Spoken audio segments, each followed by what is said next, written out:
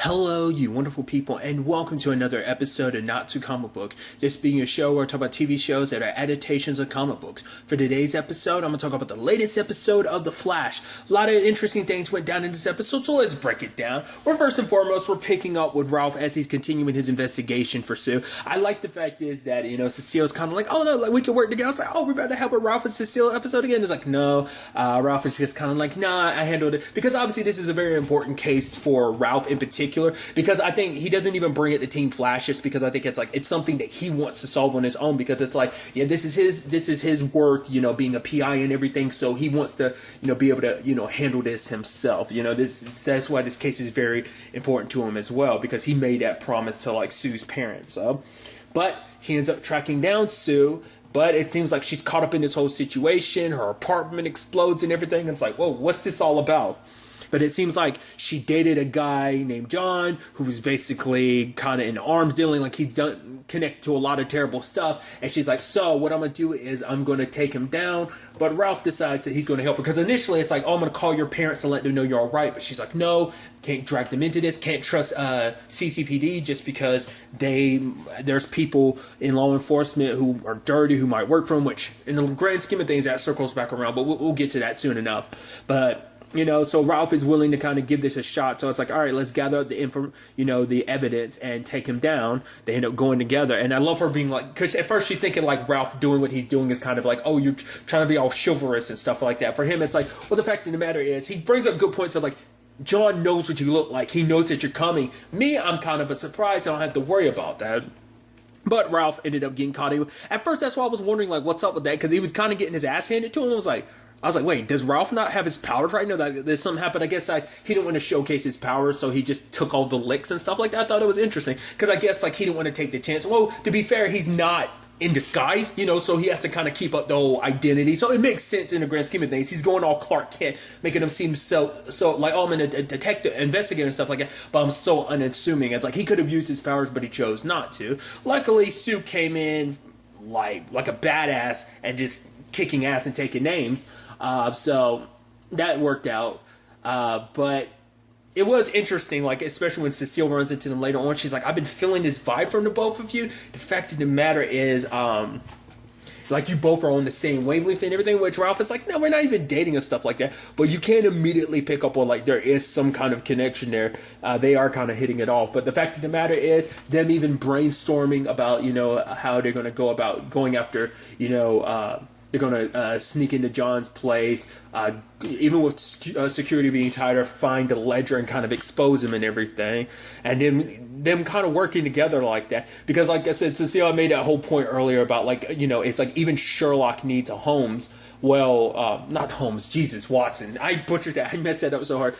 Every Sherlock needs a Watson. And it seemed like, Sue was playing that. And I was like, oh, man, this is actually pretty dope. She eventually joins Team Flash and stuff like that. Or at the very least, her and...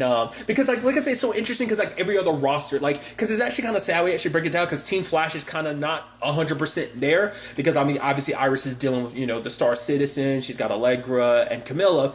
But then, like, Ralph potentially, if he had Sue, that only leave basically Nash, Barry, and Frost. I mean, granted, everyone else is part of Team Flash, but everyone else has kind of got their own thing. Obviously, Joe's running CCPD as captain, so it's like everyone else is kind of spread a little thin. So Team Flash isn't at full force, especially with Cisco being going to. So it's just so much, and I'm like, oh, like everyone's kind of branching out. So I thought this could have been Ralph's branching out, which I also will note, I was actually kind of bummed because I was like, oh, the whole Sue thing, it's like him and Sue are cute, but then I was like, it's actually kind of sad because I was kind of, hoping for him and Frost, just because it's like, well, him, Frost, maybe, I don't know, like, at first I was thinking maybe him and Caitlin, but then I was like, maybe him and Frost, because there is a distinction in that, because obviously, sadly, like, things haven't always worked out for Caitlin when it comes, in the love life department. Kind of bummer and everything. But that was always kind of like my shipping was like, Ralph and, Frost and or Caitlin. So that'd be an interesting situation, which to be fair, I mean, Rosario plus Vampire kind of literally already dealt with that, like, complicated situation of two personalities existing in one body. That's a whole thing. If you've never read the manga and anime, I won't go into that tangent, but it just kind of makes me think of, like, there's a way of resolving around that. But regardless, but the fact of the matter is, they go, they get the key, and it's like, oh, it's just, well, they go to try and find the ledger, but it's just the key. So, all right, they're going to break into the bank. Because I like Ralph being like, yeah, like he doesn't want to break the, well, because I skipped over it, but the fact is, Ralph reveals himself to be an elongated man. And I love the fact that she's like, wait, you did that. You're an elongated man. He's like, yeah, I guess I am full of a surprise. I'm like, oh shit, that's so dope. This is actually interesting because this is the first time he's been in a situation of, oh, here I am revealing my secret identity to someone. Obviously, it's mainly been Barry who does it. Like, obviously, it's come up with Cisco, obviously with the whole Camilla thing. I want to say that's the only time Cisco's ever had to do that, isn't it? I think. Maybe I'm mistaken, but it's the one that obviously the most recent example of it. So it's kind of neat to see Ralph basically having to do that too. But it was, it's like, oh, Ralph's a hero and stuff like that. It's like, oh, how did you become, how did this happen? And he basically goes like, oh yeah, I went through all these experiments and stuff like that. And she's like, really, that happened to you? It's like, no, I'm just messing with you. I was literally on a bus. It's like, you're leaving out so many details about like, oh, the Flash running out of the Speed Force, leaving a trail of dark matter that infected you and a whole bunch of people on a bus. Said people are dead now. It's a whole lifelong story that it would have been like, yeah, probably best just to kind of hit the highlights of, I was on a bus. So that's a whole situation. But obviously, like, Ralph wants to go about this the legal ways, like, let's get warrants and stuff like that, and let people that he trusts at CCPD handle this. But obviously, Sue was like, no, like, we can take him down now. She's kind of thinking she'll go by herself. But, for Ralph, he hadn't even said it. Like, you saved me, and, so I owe you. And basically, like, for one, he sees every job through, but also because he got an Ozer. So that's another reason why he's seeing this through. So I liked his way of getting inside of the bank, disguising himself as Joe. I'm like, that is a simple way to do it. But they end up knocking the guy out. I wonder, I guess she just had that I guess they ended up making that because there was no explanation of like, oh yeah, she just came in wearing a fake mask. And I love when she's taking it off Ralph is like, oh, that's what it looks like? No wonder people get grossed out when I do that. So, but the entire time I'm like, oh, is there going to be some twist? I was like, oh, it just seemed a little sketchy. I was like, something's just not going to seem right here, But the fact is, like, Ralph even being like, the fact of the matter is, because Sue doesn't want to go back to her ordinary life because obviously being, the socialite and everything, she kind of felt lost, which Ralph understands. He was lost too until that day on the bus. Like, it all led to him to being where he is right now, becoming the hero he became. So it's like, if there's hope for me, there's hope for you. And obviously it's like, oh, like, I was like, I don't know. And she's offering to open up I was like, what's going to happen? I'm not going to say I saw that coming. I just had an inkling like something bad was going to happen, and it turns out to be the case because Sue ends up opening it. It's not a ledger. It's actually a diamond. She's stealing from him, and it's like, whoa, what's going on here?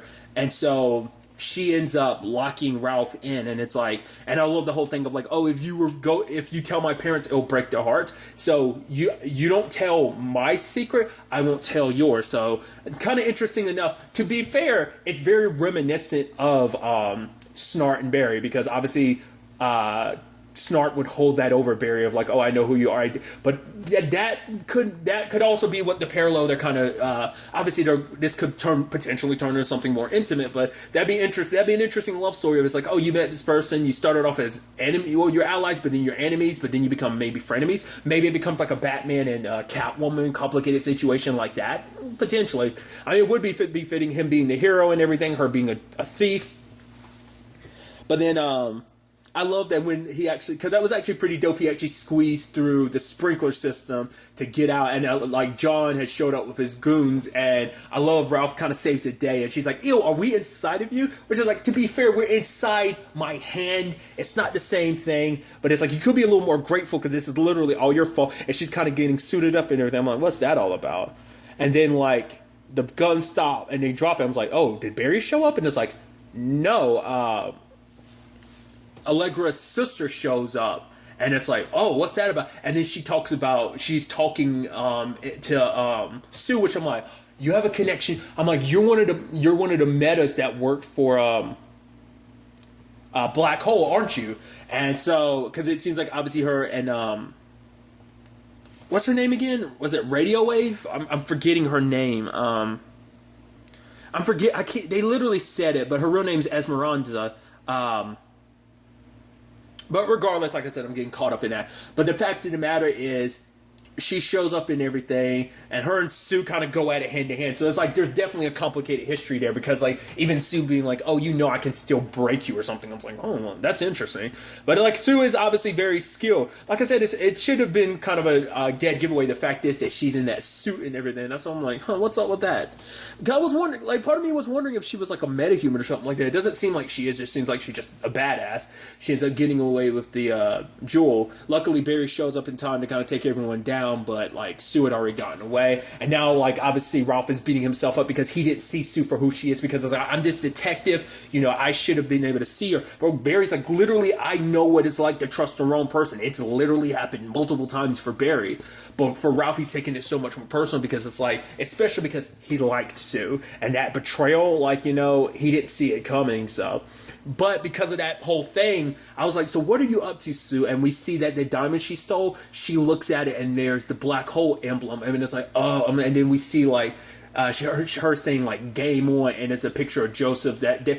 Also we see like obviously there were like pictures of Ralph, because she was investigating Ralph, knowing exactly what buttons to push to kind of basically help him. So I think she does feel bad about it, because I think she does kind of like Ralph, whether or not. But like I said, it might be that Batman and Catwoman thing of like, oh, like come on, you don't have to be a hero all the time. Like, yeah, you're a good guy and everything. So it's like, maybe that's why Sue potentially likes him. It's like, yeah, you are a good guy, but it's like, in the grand scheme of things, it makes sense where she's coming from with all of this, because it turns out like the whole, CCPD can't be trusted. She knows that firsthand, because she knows it wasn't John she was referencing, because the person she's really trying to take down is Joseph. But I think she didn't want to let Ralph know like her true intentions. Like she might be a thief and stuff like that, but I think more so than anything, she's trying to take down Ralph and Black Hole, because they're probably trying to take her down, because she left the organization, and it's probably one of those things of you don't leave alive type of thing. So I don't know. I mean, maybe she didn't realize that Ralph was aware of Black Hole, or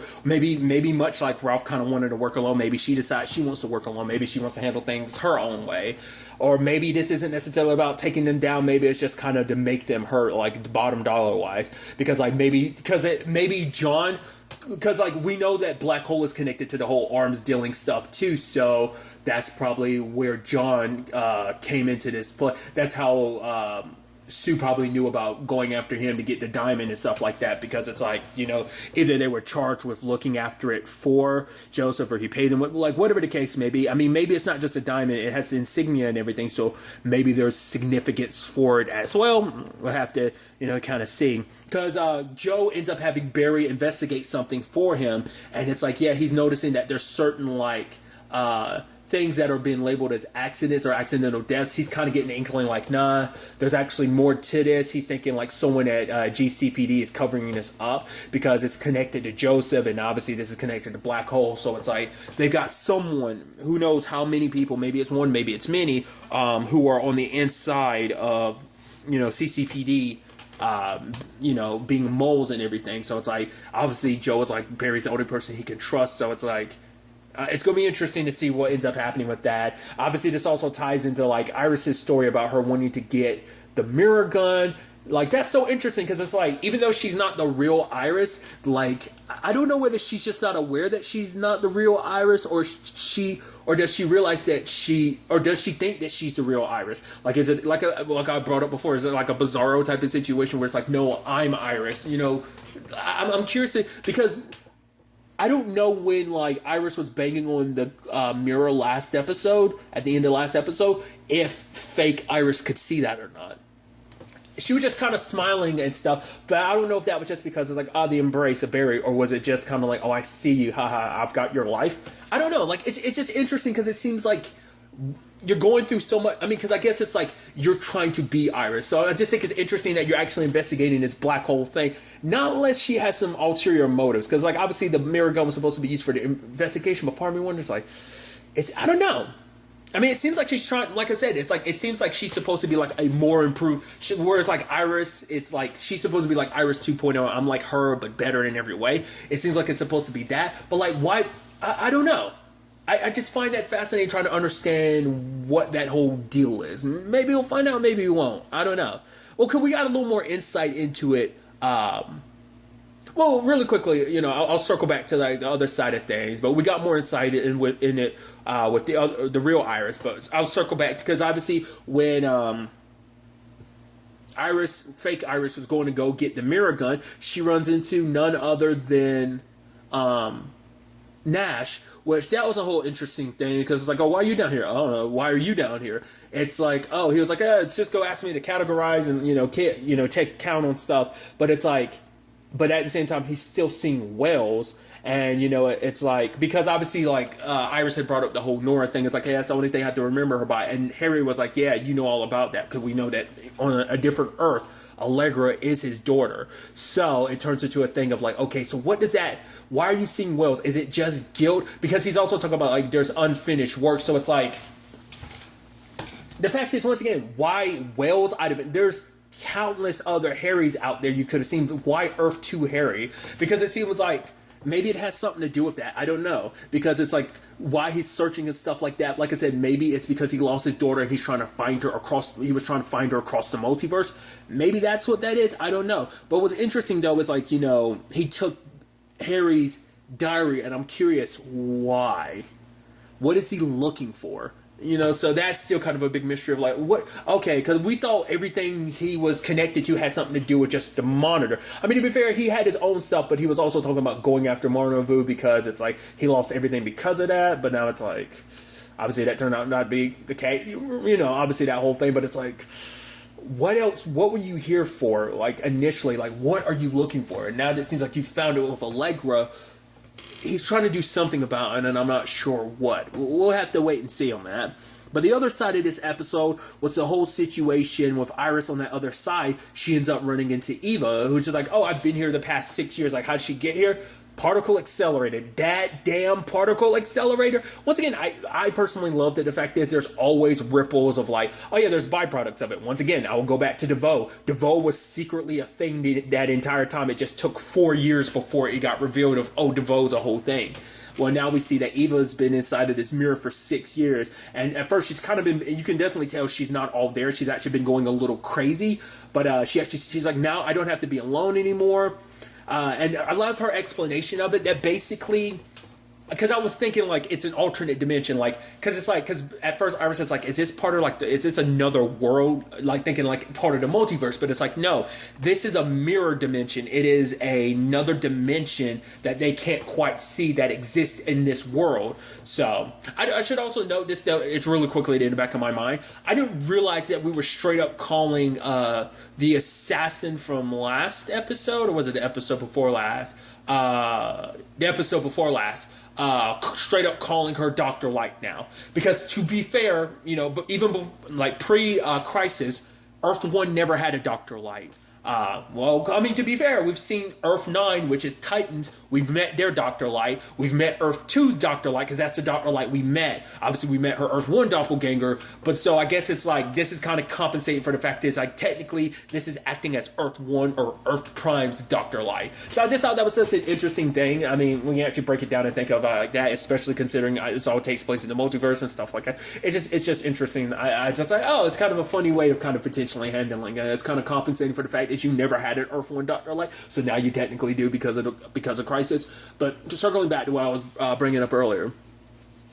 And the sad situation is, Iris is obviously so desperate to get back to her life, especially because she knows there's a fake out there, which is interesting because it seems like Eva didn't have a fake, but Iris did. So I'm like, why is it that Iris has one, but Eva doesn't? Not unless Eva does have one, but I feel like she would know much like Iris does. But, Eva's basically lived here for so long, trying to find a way out, and every attempt failed. And so because she doesn't want to get her hopes up, because it's like, what's the point of getting my hopes up? It's all going to fall apart anyway. It's not going to work.